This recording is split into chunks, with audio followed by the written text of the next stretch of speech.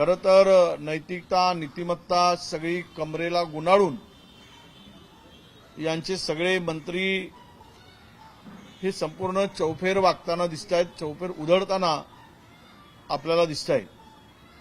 काल बोलल्याप्रमाणे कायदा सुव्यवस्था किंवा इतर विषय आता काय संपलेच। त्यानंतरही काल आपण पाहिलं की खुद्द मुख्यमंत्र्याला भेटायला गेलेला एक गुंड मंत्रालयात रील तयार करतो। म्हणजे हे तर निलेश गायवाळ हा जामिनावर आहे आणि या जामिनावर असलेला गुंड मुख्यमंत्र्यांना भेटतो, मंत्रालयामध्ये रील तयार करतो आणि बाकीचे लोक लाईनीत मरतात। लाईनीमध्ये बाकीच्या लोकांना उभं केलं जातं आणि गुंडांना थेट प्रवेश ही या सरकारची खरी कमाई आहे असं मला दिसतं।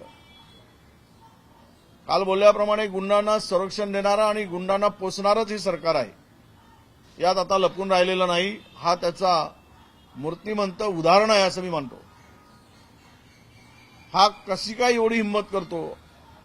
एक जामिनावर गंभीर गुन्हे असलेला आरोपी मुख्यमंत्र्यांना जाऊन 6व्या माळ्यावर मिळतो।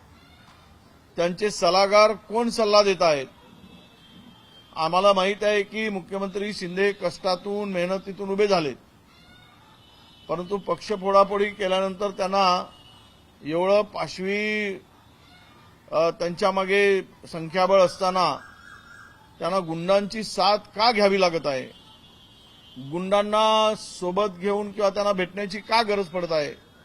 याचा खुलासाही महाराष्ट्राच्या जनतेपुढे करावा अशी आमची मागणी आहे।